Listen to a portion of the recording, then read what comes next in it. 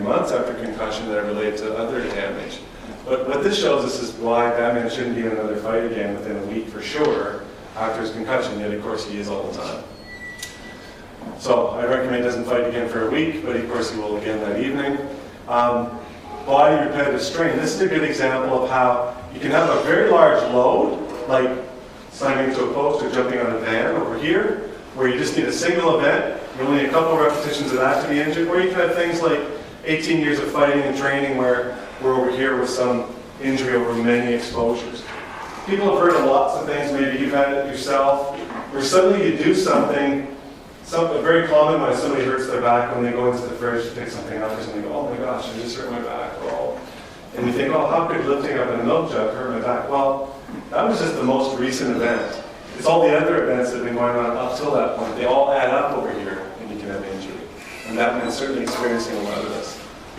As Batman gets older, his ability to work goes down. So after about age 30, he's losing conduction speed in his nervous system, his cardiovascular system, and his work ability. So he'd never be under at age 80. The most he'd ever be, I think, would be 55, as was shown in a comic book called The Dark Knight Returns, where he talks about having to climb and how his arms burn. He says, I dust my joints and climb, it used to be easier. So Batman, short-term career, not a long-term vocation either.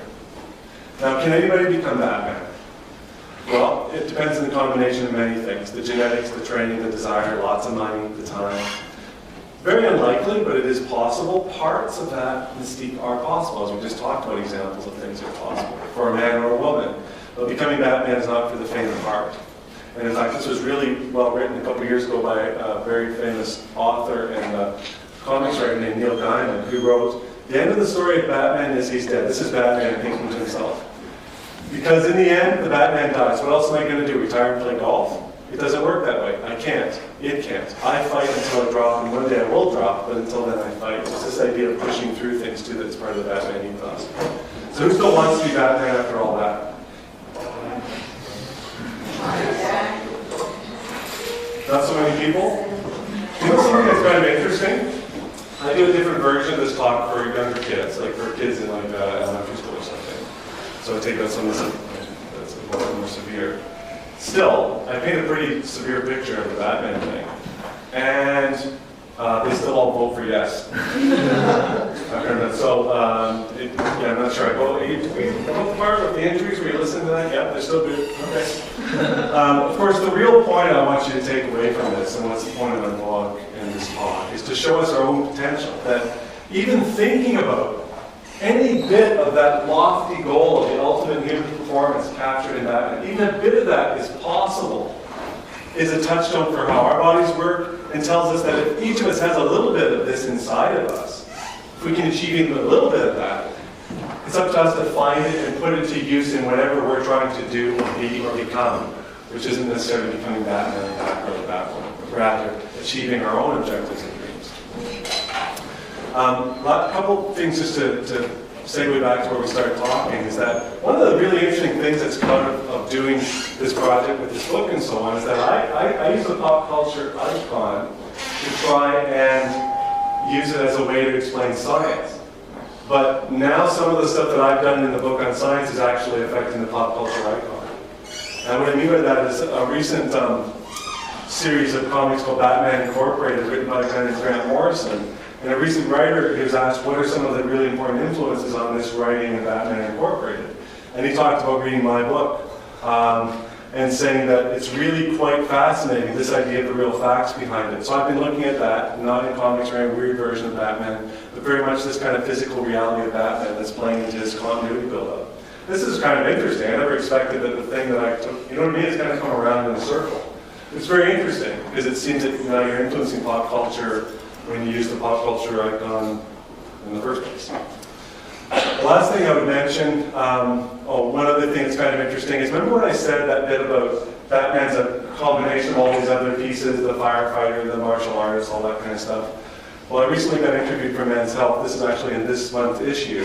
This little idea of thinking about Batman as being these different things: firefighter, race car driver, gymnast, police officer, running back, martial artist. And just different ideas to think about how you could train those different things in a fun way for different kinds of workouts. So it's kind of interesting that some of this stuff then feeds into pop culture when it started in a different way. And the last thing I would say is that I did mention this one other superhero you could think of as having a realistic bent, and that's actually Iron Man. And so I was so much enjoyed doing that first book. I've written another book called Inventing Iron Man, The Possibility of a Human Machine, which looks at Iron Man's suit as kind of a neuroprosthetic that we interface to the body and explores what it would mean if there really were a robot suit like that you could wear. And I was really pleased that a guy named Stan Lee, who was the creator of all these comic books and so on, wrote a blurb in the back cover of the book talking about how he enjoyed the kind of way I've gone and tried to look at his icon, which again was really pleasing because this is the stuff he created, and I've taken it and tried to look at kind of the science behind it. Okay, that's all I'm going to say about Batman and the formal part of what I'm talking about, so hope you enjoyed that. I want to finish with one last thing. Is there anybody in here, or are there some buddies in here, who are super duper Batman experts? I love these. Okay. If you think you're a super duper Batman expert in Batmanology, then stand up. We're just going to play a little game here. Don't worry, I'm not going to throw authors at you or anything. It's just stand up and... All right, the will to act. There's one person showing the will to... Anybody else? Nobody else? Two, one. Nobody else? Even if you don't want to, you just want to play along. You can stand up.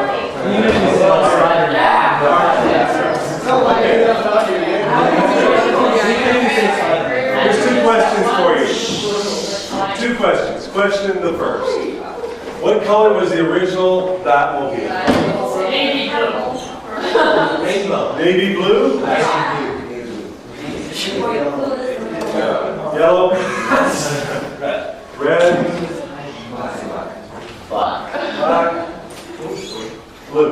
Okay, everybody sit down, but you're in the green shirt. It was red.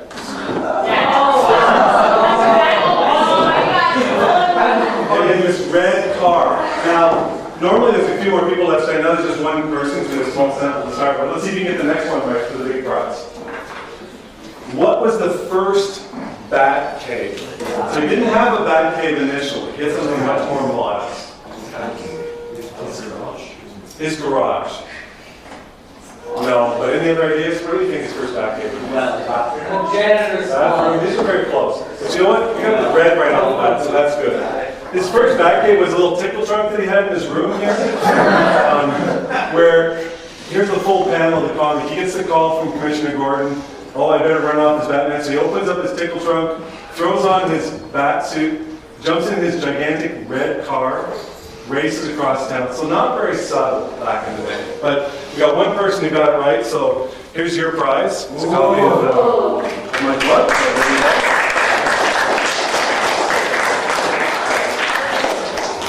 Very good. I don't know if you're guessing or really know that, but I don't want to know. I just want to be impressed by your Batmanological knowledge. And then lastly, I would just lead off with, if there are any other questions, let's show